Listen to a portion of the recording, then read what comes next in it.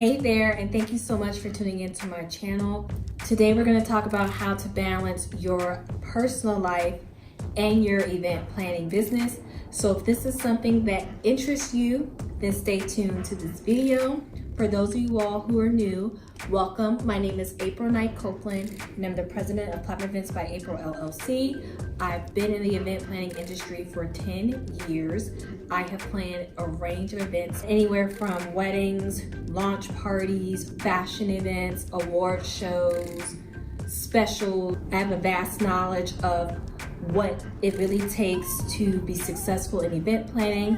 So now we're going to jump into today's topic of how to balance personal life and event planning business. For those of you all who are in the industry, event planning is very involved. You have to really dedicate yourself to your clients. You have to really dedicate yourself to the process. One of the things that I do to separate my personal life and my professional life is make a specific schedule of when you're going to do X and when you're not going to do X. It's been very helpful because when you have family and you also have a business, it can be tough trying to separate the two. But what I have done is say, okay, well, these are the days that my husband and I are off. These are the days that my puppy and I don't go and have to do daycare. So anything in between or outside of that, I can focus on business stuff. It can be a challenge, but really having a calendar of like, okay, I can do this at this time, I can't do this at this time, will allow you to stay organized. And that also comes into setting boundaries with vendors and clients. They should not be calling you all hours of the night. I don't care what anyone says, you do not have to be accessible 24/7.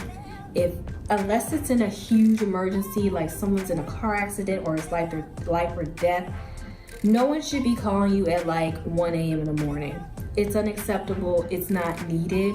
If you're in a different time zone, that's different because that can play a role in when you're contacting someone. But if you're on the East Coast and I'm on the East Coast, don't call me at 2 a.m. I am asleep, okay? I am asleep. Another way of creating balance is to take time to reset and take some you time. Everybody needs personal time. I don't care who you are, everybody needs personal time.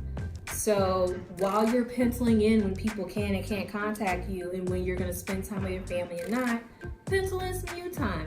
For me, I take a few hours every day where I woosah and I just do things I like to do. Finally, I make time to hang out with my friends. Hanging out with peers, let me tell you something, is so important. Whether you're going to a networking event or something you like to do, hanging out with your peers is another great way of separating your business and personal life. I recommend having an actual like planner or calendar where you put in during your days what you're gonna do when you're working. And even after work, if there's things you have to do, like I have to do a podcast, I have to blog, I have to film for YouTube, I pencil that stuff in as like my work stuff to do so that when I have time blocked out outside of that, I can hang out with friends, I can go on date night, I can play with my puppy. It's all that stuff. You're able to enjoy your life because at the end of the day, work is important, but also having personal time is important too. And you have to create the balance. You have to. Don't stay working on stuff real late because you're not going to remember. When you write it the first time, you're going to be exhausted. Always focus on separating what's important, what's not important, because at the end of the day, your health is important. And if you're not good, trust me, everything else is not going to be good. Your work's not going to be good. Your family's not going to be good. So you have to make sure you're taking care of you so that you are good. Okay? So that's it. I hope you enjoyed this week's video. Please thumbs up, share, like, and comment below. What do you do to separate work and life and keep that balance? Also, make sure to check out my blog, which is aprileventdiaries.com. There's a lot of exciting posts that I have up on there, so check that out. Make sure you subscribe to that so that you never miss out on any new blog posts that I have there. I also have a podcast which is called All Things Event Planning with April. You can find it on Apple, iTunes, Google Play, SoundCloud, Spotify, and Stitcher. So it's available everywhere pretty much. You can also find it on my website, which is Platinum Events by April.